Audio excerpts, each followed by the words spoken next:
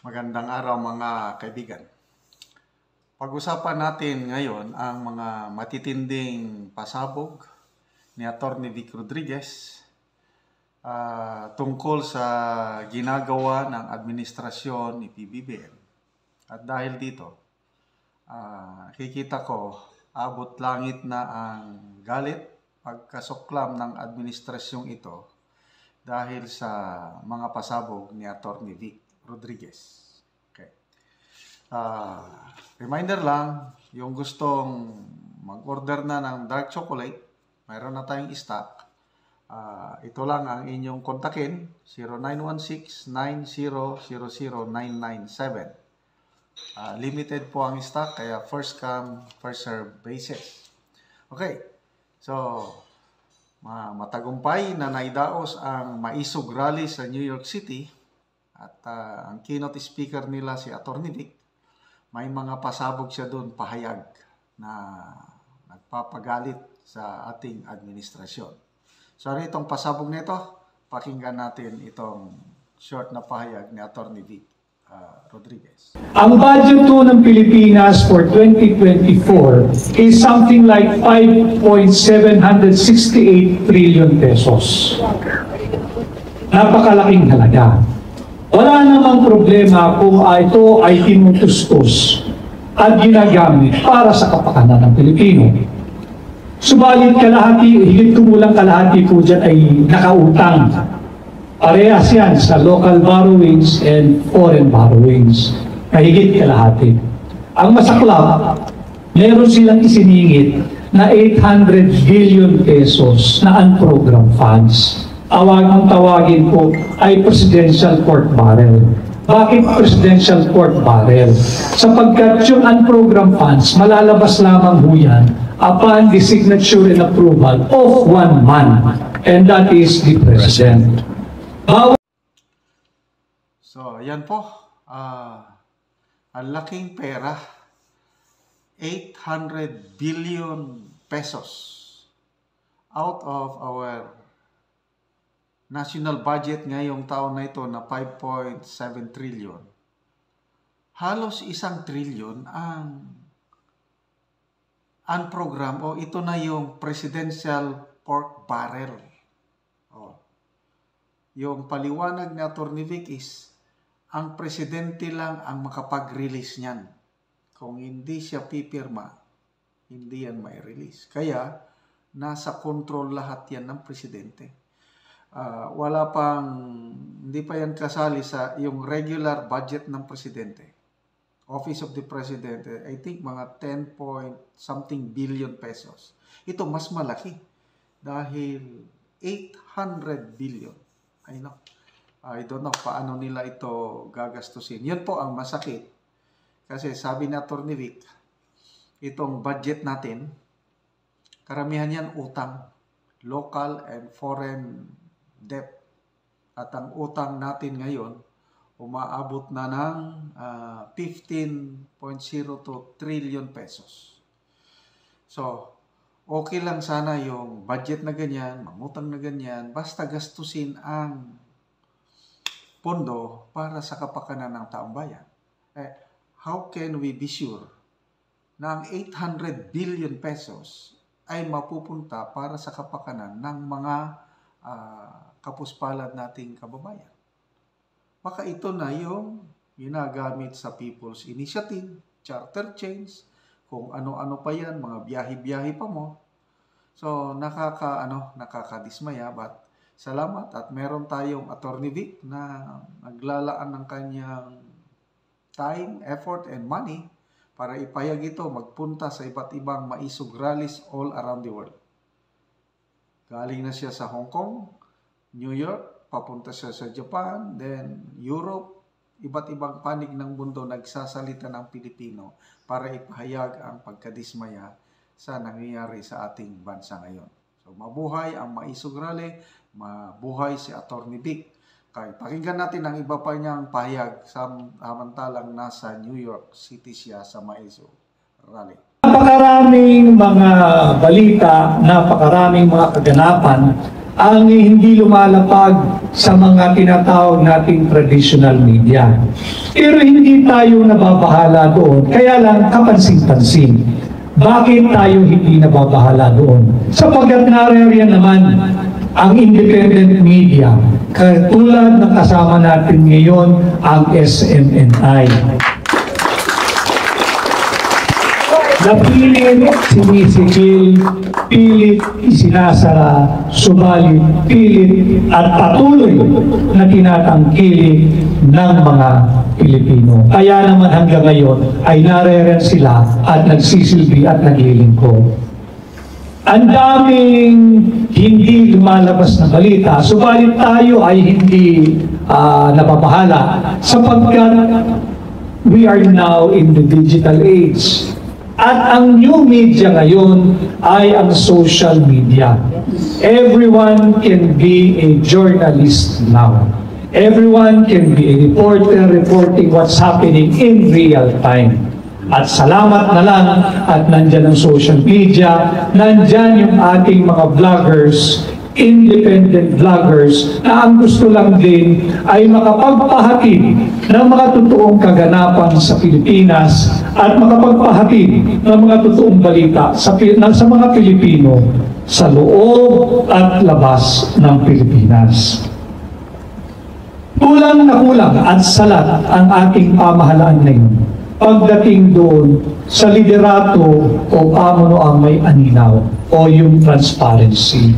I have discussed this also last night. Napakaraming issue. Pag-usapan lang muna natin, kasi lahat tayo dito ay apektado. Yung paggamit ng tama sa budget ng Pilipinas at pera ng Pilipino. Ang budget po ng Pilipinas for 2024 is something like 5.768 trillion pesos. Napakalaking halaga. Wala namang problema kung ito ay tinutustos at ginagamit para sa kapakanan ng Pilipino. Subalit higit kumulang kalahati po dyan ay nakautang. Parehas yan sa local borrowings and foreign borrowings. Higit kalahati. Ang masaklap, meron silang isiningit na 800 billion pesos na unprogrammed funds. Ang tawagin po ay Presidential Court Barrel. Bakit Presidential Court Barrel? Sapagkat yung unprogrammed funds, malalabas lamang ho yan upon the signature and approval of one man, and that is the President. Bawal na uya, matagal na pong ipinagbawal ng ating Korte Suprema. Kung matatandaan nyo, yung PIDAP, yung DAP, yung Disbursement Acceleration Fund, at sinabi nga dyan, hindi na pwedeng nakalump sum yung amount. Kailangan dyan specifically allocated or earmarked for a project that has been deliberated in both houses of Congress. Because lahat naman, alam naman natin na ang budgeting process ay nagmumula sa House of Representatives. At doon may binabalangkas, may mga committee hearings, bago tutungo sa Senado, babalangkasin din uli, at supposedly tapos na. Kaya lang, there is this third branch of, seemingly third branch of in our legislative body. Ito yung bicameral committee. Dito nag-uusap yung mga kinatawan ng mababang kapulungan at ng Senado kung paano imbis na ma-correct ng tama yung budget, diyan na nagkakaroon ng congressional insertion. At yan hanggang nasa ngayon ay walang paliwanag ang pamahalaan sa sambayan ng Pilipino. Yan ang sinasabi natin, may talagang salat sa transparency o liderato, may pag-aninaw ang kasalukuyang pamahalaan. Bakit hindi ninyo ipaliwanag sa sambayan ng Pilipino saan mapupunta yung 800 billion na unprogrammed funds? At bago man yan, bakit hindi ninyo ipaliwanag sa Pilipino paano nagkaroon ng 800 billion unprogrammed funds? Ito po ay labag sa saligang batas. Sapagkat malinaw na nakasaad sa saligang batas, Kongreso lamang ang magpapasa, ang House at ang Senado. Wala pong third mechanism or third House, which is the Bicameral Conference Committee. Bawal po yun. Kung sakasakali, ang Bicameral Conference Committee, ang gagawin lang nila, hanapin, bakit bigla nagkaroon ito? Wala kaming pinag-usapang ganyan sa mababang kapulungan or sa Senado or vice versa. Pero dito hindi. At hindi maaaring palakihin ang recommended budget ng Pangulo. Kung sabihin ng Pangulo, ang budget lamang ay 5 trillion below ang maaaring aprubahan. It cannot go higher than what is recommended and certified by the President of the Republic.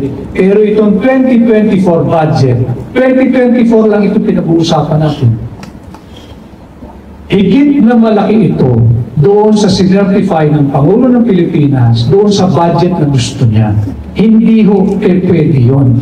That is why, ang isa sa core advocacy ng Hakbang ng Maisog is for us, for you and I, and all Filipinos to help protect and defend our Constitution and to keep on reminding our government functionary to uphold the Constitution, protect, respect, and defend the Constitution. Huwag nilang lapastanganin ang ating saligang batas, huwag nilang lapastanganin ang mga batas na umiiral sa Republika ng Pilipinas. Imagine niyo ho, utang na nga ang mahigit 2.5 trillion, utang na nga. Siningitan niyo pa ng 800 billion ang program funds. Ni hindi alam saan gagastusin ito, paano gagastusin ito, sino ang may malinaw na pananagutan pagka ito ay linustay lamang ang personal na interes ng kung sino mang mabibiyayaan doon sa 800 billion. At sino ang magbabayad ng mga inutang ng gobyerno? Hindi ba tayong mga ordinaryong mamamayan din? Galing din naman yan sa mga inward remittances ninyo, sa inyong mga kamag-anak, at kung sino pa man ang tinutulungan ninyo sa inyong mga remittances pabalik ng Pilipinas. O lagi sinasabi ang OFW ay ang mga bagong bayani, ang OFW ay ang laki ng itinutulong sa ekonomiya ng Pilipinas na kahit mahirap ang buhay ay kahit paano lumalaban ang ating ekonomiya dahil sa bilyong-bilyong piso na halaga ng inyong riniremit. Kaya naman ang Hakbang ng Maisog Philippines ay nagdesisyon na makipag-ugnayan sa napakaraming Pilipinong tunay na nagmamahal sa bansa at sa kanilang kapwa Pilipino kagaya ninyo upang nang sa ganon maihatid din namin ano ba ang tunay na nagaganap sa ating bansa. Dahil sinisikil din ang aming kalayaan doon na malayang makapagpahayag at payapang magtipon-tipon upang tawagin ng pansin ang mga pagmamalabis na naglilingkod sa pamahalaan, pati yung pagmamalabis ng kasalukuyang pamahalaan.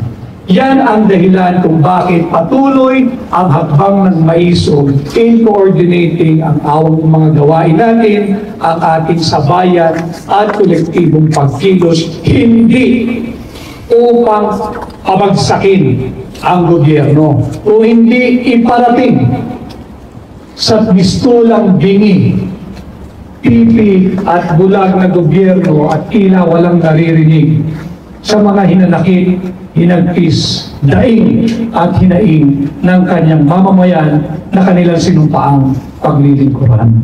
Yan ho ang dahilan